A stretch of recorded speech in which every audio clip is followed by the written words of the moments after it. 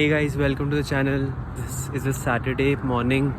It's around 10 a.m. I figured I'll create a playlist videos where I talk about like different aspects of Delta, in the sense like what is different in the US, processes that you have to go through, for example like mostly legal and financial, like how you have to set up a bank account, whether you're eligible for a credit card or not, because I'm also in the middle of figuring things out. So I think that would be interesting, and I'll probably start with a basic video where it's been like a month for me now. In this video I'll probably talk about like a bit of like culture shocks and stuff. So I think the first one, you can probably see my hair, it's gone like berserk. So like the first one is haircuts are expensive now, and extending that point, services are expensive. I think a lot of people already know that, but it's still worth mentioning.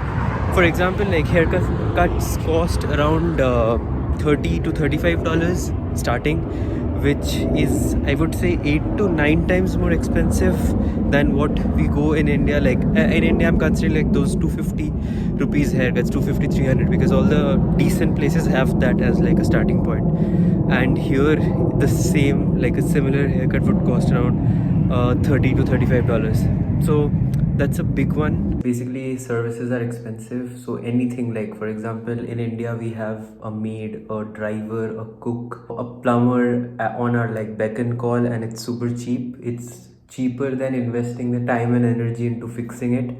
But here it's so much more expensive that everybody kind of just fixes their own stuff for the most part. Products are, well, it depends, right? For example, I got like a Cetaphil moisturizer from India, which was like a dumb thing to do. I just got it because I thought I'd need it anyway, and I didn't think whether it'll be cheaper there. I didn't check the price that much, but yeah, things like that are generally cheaper. Shoes, I didn't buy shoes in India. That was a good decision. So I'd say like tech and lifestyle products are decent, like they're comparable or probably cheaper, slightly cheaper, or even if they're slightly expensive, they'll probably be like better quality.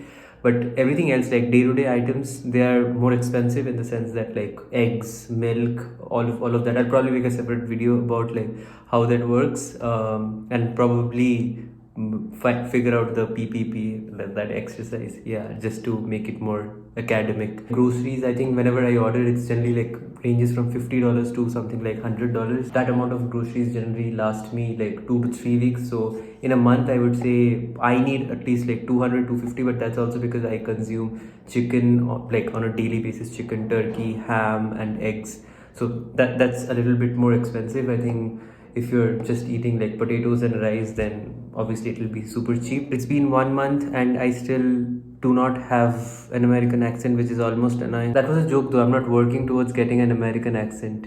Or am I? I don't know. We'll find out. General behavior of people, I think I have only been in like California for 2 weeks, and then here in Tempe. And in Tempe, I've mostly been around like ASU. So people are super friendly in these two areas. I don't know about other places. I've heard like everybody's heard, right? New York, they keep to themselves, they mind their own business, which is the same thing in India as well. So I think India would be like, if this is California, this is New York, I think India would be somewhere here towards this part, towards New York, but not as much as New York, but like far away from California.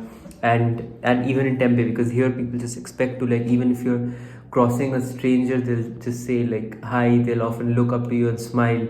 So you're always interacting with the person, like let's say with the cashier, with the bus driver. That gets like a week or two to you kind of, you need that, because otherwise in India I think we are more like, we don't say like how was your day to the cashier or whatever, because that's the general practice. It's not like rude to not say it, but here it's almost like rude to not interact with them. Just take your stuff and get out of there. So FYI, this is like the apartment office space. Like there are multiple cubicles where you can come and study and work. So I'm sitting here because I'm actually heading out to Trader Joe's after this. I have to pick up bread because my Walmart order didn't deliver bread. So I just thought I'll make the video here because it's like the lighting is pretty good, and it was on the way. So I don't do coffees a lot. This is probably my second coffee in Tempe. After I was having a lot of coffee with my friends in California because they are used to it. So I was having, but like I'm not a coffee person or a tea person. Like I don't need any beverage to get me through the day.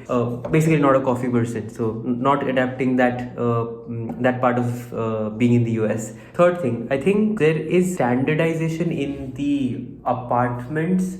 So let me make that clear. Basically, I visited like 8 apartments in California because my friends were looking for like a new lease, and I visited like houses here in Tempe, like 3 to 4, and I feel that there is some sort of standard in like the entire architecture of the house. All these 2Bs generally have like 2 rooms. One of them is master, which will have a walk-in closet and will have an attached washroom, and the other one will have the other room, which is a guest bedroom, will have normal closet, like a sliding door closet, and the washroom will be either it will be outside in the living space so that it's accessible by everyone else also who's in the living room, or it'll be in the room, but there will be a door, so it's like connected to the living room as well. And I think the Airbnb that we stayed in Los Angeles had like this system that I'm talking about. The washroom was accessible from the room as well and from the living room as well. I think in India you'll have a lot of different variations of 2 BHKs or 3 BHKs and like different square feet and stuff. I think here, apart from like I think the extremely posh apartments where I don't know, everything will be different, and I don't know, I haven't seen any. So but like the standard 2Bs are, there is some sort of standard to it, even like the kitchen. So the kitchen, for example, there will be an oven, there will be like a 4-set burner and a microwave. So that's like that comes in with the apartment. For most of the apartments that I have seen, you don't have to worry about okay, where does the chimney fit in. It's like already pre-built. You can just move in with your clothes and stuff and like basic furniture, for example, sofa, dining table, chairs, TV, all of that. But basic things like chimney, microwave, oven, the heating or cooling, like the thermostat, essentially all of these are standard. All of these are already there in the apartment. So I think moving out and moving in is fairly easier, I would say, in here, because at least you have the basic things sorted out. One interesting thing that I noticed is there are some elements in the apartment or in the entire lifestyle that allows you to kind of get away without using services. Okay, here's an example. For example, in India, all of the households generally have a maid, right, where the maid will have to do the dishes, and then the sink will get clogged, and then they would have to like pull that sink out, and it's a gross thing. Like I can never do it. That is the only household thing that I absolutely do not want to do, and I've never done it. Like even when I was living alone and like with my friends in Bangalore, it's a given thing that the maid, when she's doing the sink, when she's cleaning the sink, she'll take care of it. That's the first thing I thought, that what do you do with the sink, because the sink gets clogged with all when you're doing the dishes and stuff. So there's a thing called like a sink crusher or a sink grinder. There's a switch basically which crushes the debris of like vegetables and your waste, and it clears out the drain. So that, I think that is one element that blew my mind. It's super common here, everybody knows.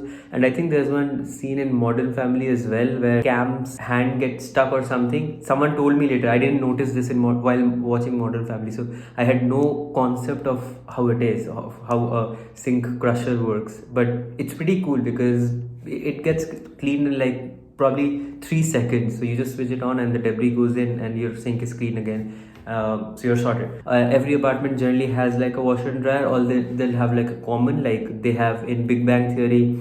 So my apartment here in Tempe has like a common washer and dryer. There's like a room. I think there are like 2 or 3 because it's a huge ass society. So they have 2-3 laundry rooms where there are multiple machines and you do it. Here's another thing, right? So you don't put out your clothes in the sun like we do in India here.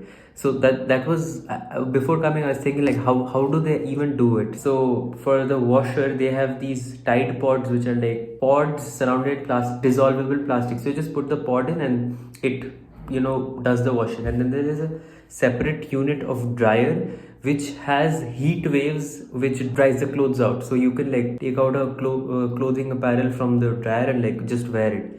So it doesn't have to go through that 12-hour thing, where we have to put out our clothes and then in the morning we have to take it out, and then there will probably be like bird shit on it and all of these. Like in Bangalore, we had to go through all these things like pigeon shit and bat shit and all of that. So here I was confused, like where do I like dry out my clothes? And even like the dryers in India, like the washer and dryer, the same unit, they don't work as well. I'm not sure if these wash and dryers are also available. Probably they're very premium, but like like the wash and dryer at my house or in the apartment that I was staying in Bangalore did not do it. So it still has to be like put out in the sun for like a very long time, for I would say like 2 to 4 hours, or at least has to be kept under the fan to be in a state where I can like actually wear it. Third thing, here you can't afford a maid, but you have a dishwasher, which is I didn't think that dishwashers could do as much as it does, but it pretty much cleans the plates and like dishes, almost everything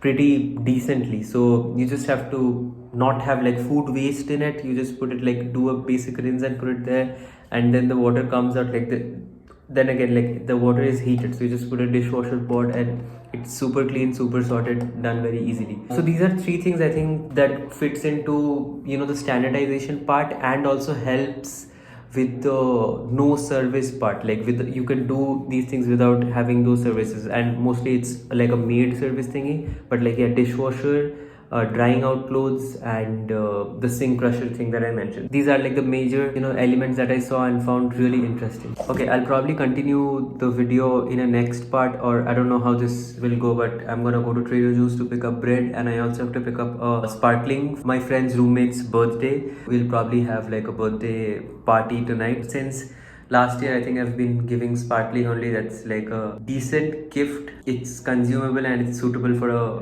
party. So that's what I've been doing anyway. So I'll keep following that. So yeah.